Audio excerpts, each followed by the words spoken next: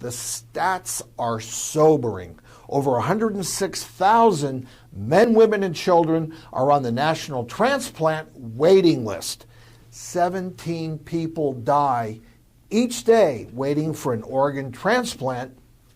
And recently, a movie called The God Committee explores the incredibly difficult decisions doctors have to make determining which patients deserve a life-saving heart. Take a look.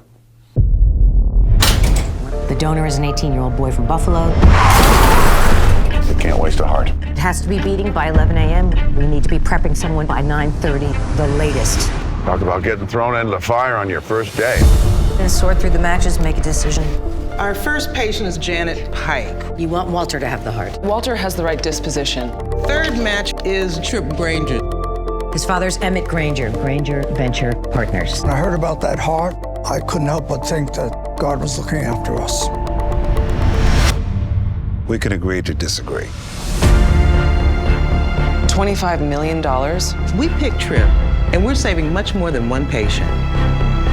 It's always been about maximizing assets. Unfortunately, the assets happen to be human organs. It's blood money. They had to cut another deal to keep this quiet.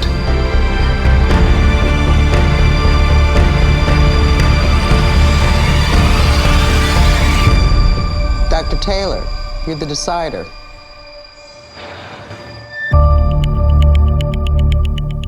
And joining us now is transplant doctor and author of Exhale, Dr. David Weill. Welcome back to the show, Dr. Weill. Thanks for having me. Good morning. Hey, Doc. At one time, you were a real-life God Committee member. Is the reality behind the scenes as gut-wrenching as it appears on the screen?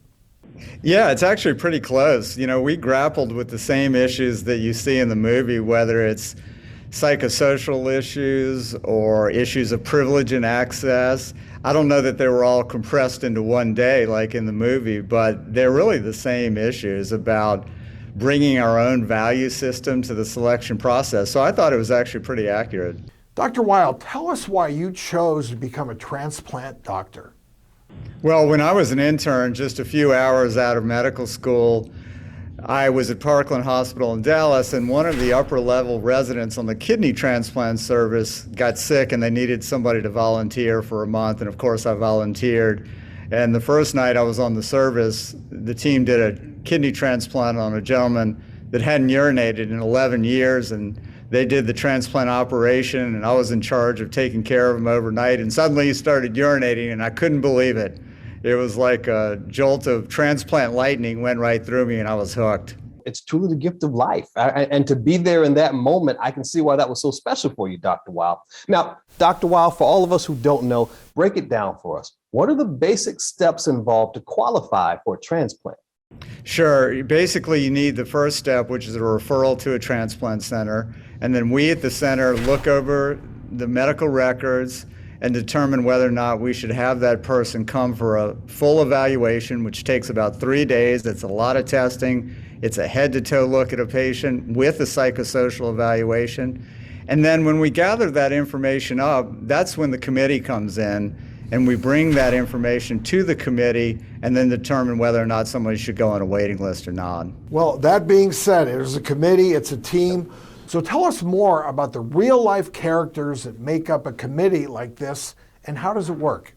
Yeah, it's actually a committee room just like in the movies. It's a multidisciplinary team, as you point out.